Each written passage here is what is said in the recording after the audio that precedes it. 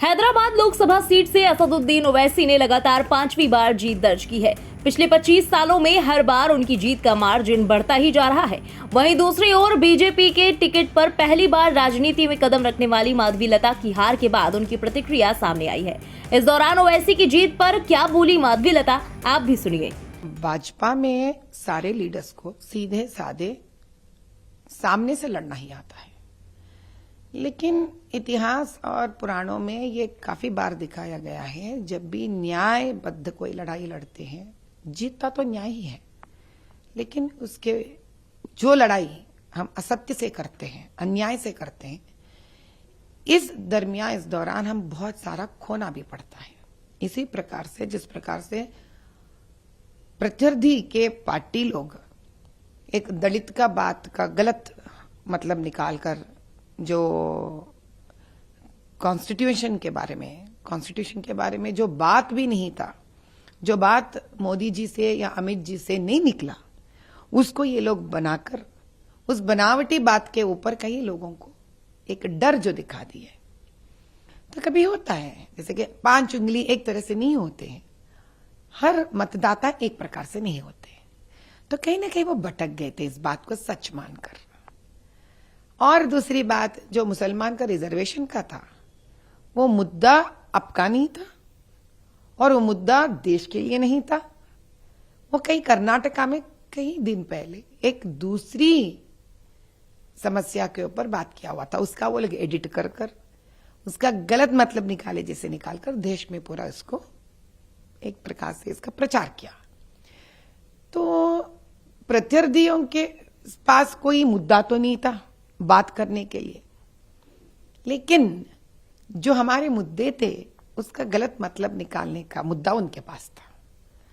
तो 130 करोड़ प्रजा में जो बलहीन होते हैं, जो सोच नहीं सकते हैं, जो डर जाते हैं, वैसे भी तो होते हैं लोग, तो उनके उस डर के वजह से कहीं वो भटक गए थे।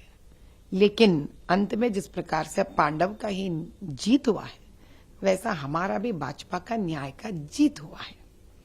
इस जीत से हम तीसरी बार फिर से हम गवर्नमेंट बनाने वाले हैं, सरकार बनाने वाले हैं, और जिस गलत फहमी में ये लोग प्रजा को रखे हैं, अब की बार हमें पूर्ण विश्वास है मोदी जी, अमित शाह जी इसको निकाल के उखाड़ के फेंक देंगे और फिर से ऐसी स्थिति पे लेके आएंगे कि प्रजा को अब की बार पूर्ण तरह से समझ में आ जाएगी कि किस प्रकार से वो लोग प्रत्यर्थियों के बातों में आकर भटक गए। मैम, दोनों अलायंस यानी एनडीए हो या इंडिया अलायंस हो, दोनों अलायंस टीडीपी और जेडीयू जो चंद्रबाबू नायडू जी है और नीतीश कुमार जी की तरफ ही देख रहे हैं, जो कि कौन से अलायंस को ये दोनों सपोर्ट करेंगे, उन्हीं का सरकार केंद्र में बनना चाहेगा। तो आपको क्या लगता है मैम, क्या ये दो पार्टियां एनडीए के तरफ ही रहेंगी? मैं बचपन से एक उम्मीद, एक मतदाता के जैसा और एक पब्लिक एडमिनिस्ट्रेशन स्टूडेंट की तरह मैं चंद्रबाबू नायडू जी को जानती हूं। चंद्रबाबू नायडू जी एक मुख्यमंत्री की तरह एक बहुत ही बड़े, एक बहुत ही अच्छे एडमिनिस्ट्रेटर है। उनको क्या करना है, कैसे करना है, या किस हद तक उनको सोचना है, इसका उनको बहुत ही अच्छी तरह से क्लैरिटी है उनको। और मुझे पता है कि किस प्रकार से मोदी जी भी एक अच्छे एडमिनिस्ट्रेटर हैं और जिस प्रकार से अमित जी भी एक अच्छे स्ट्रेटेजिस्ट है, ये दो भी जानते हैं चंद्रबाबू नायडू जी। इसीलिए मुझे इसमें कोई शक नहीं है, कोई शंका भी नहीं है कि 1 मिनट के लिए भी अपने अभी होने वाले कल मुख्यमंत्री जो है चंद्रबाबू नायडू जी आंध्र प्रदेश के, वो इंडी के तरफ सोचेंगे भी नहीं। और मेरे हिसाब से आज दिल्ली में है, वो पत्र भी दे दिए हैं होंगे प्रधानमंत्री जी को, और इसका शुभकामनाएं हम देते हैं चंद्रबाबू नायडू जी को और आशा करते हैं कि फिर से आंध्र प्रदेश भी उनके मुख्यमंत्रित्व के दौरान काफी तरक्की देखेगी, जो इतने दिन तक स्तंभित हो गई है।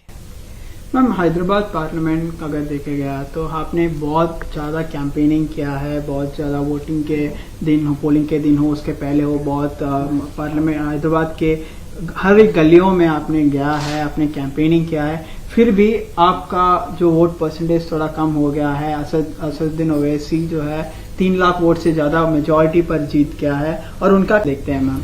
पहली बात तो यह है कि मैंने जितना भी कैंपेनिंग की है, मैं किसी के ऊपर मेहरबानी नहीं कही है। जो जिम्मेदारी मुझे दिया गया है, वो जिम्मेदारी में मुझे कैंपेनिंग करना है, प्रजा के पास जाना है, उन गलियों उस मोहल्लों में मुझे फिरना चाहिए। यही मेरा कर्तव्य है। मैंने अपना कर्तव्य निभाया है। इस कर्तव्य के प्रति बैलेट पेपर के वोटिंग वाले भी अपना जो पूर्ण विश्वास और है उसको उन्होंने निभाया है हमारे प्रति, और हमको जिताया है बैलेट वोटिंग में। हमें सबसे ज्यादा अंक या आंकड़ा मिले हैं, वोट्स मिले हैं। अभी जब ईवीएम मशीन्स का वोटिंग हुआ है, 3,23,889 लोग आगे बढ़कर हमको वोट दिए हैं। भाई एक बात मैं कह सकती हूं कि ये सब प्यार और उम्मीद, जो भरोसा हमारे ऊपर था, हैदराबाद लोकसभा पार्लियामेंट के कॉन्स्टिट्यूएंसी वोटर्स पूर्ण प्रयत्न किए हमें हमारे ऊपर दिखाने की। इसमें ना बोगसिंग है, इसमें ना रिगिंग है, इसमें ना बूथ कैप्चरिंग है, इसमें ना राउडीज है, इसमें ना गालियां हैं, इसमें कुछ भी नहीं है। इसमें ना पुलिस कॉम्प्रोमाइज्ड का स्थिति है, इसमें ना प्रिसाइडिंग ऑफिसर काम ना करने की बात है। इसमें स्वच्छ तरह से स्वयं लोग आगे निकलकर हमको चुने हैं। उनके लिए तो हम जिस दिन से, जिस मिनट से वो लोग वोट डाले, उसी दिन से हम उनके एमपी हो गए। अभी जीतने वाले कैसे जीते, अभी जीतने वाले कैसे जीते, ये वो भी स्वयं जानते हैं, उनके लोग भी जानते हैं, कॉन्स्टिट्यूएंसी वाले भी जानते हैं, तेलंगाना राज्य वाले भी जानते हैं, भारत देश भी जानते हैं। अब इसके ऊपर वो लोग बैंड बजाए, गाना गाले, रंग फेंके स्वयं पे, उससे कोई किसी को फर्क नहीं पड़ता। ब्यूरो रिपोर्ट, इंडिया पब्लिक खबर। फिलहाल इस खबर में अभी के लिए बस इतना ही। देश और दुनिया की बाकी खबरों के लिए बने रहे इंडिया पब्लिक खबर के साथ। हमारी यूट्यूब चैनल को सब्सक्राइब करें, बेल आइकन दबाना बिल्कुल ना भूलें।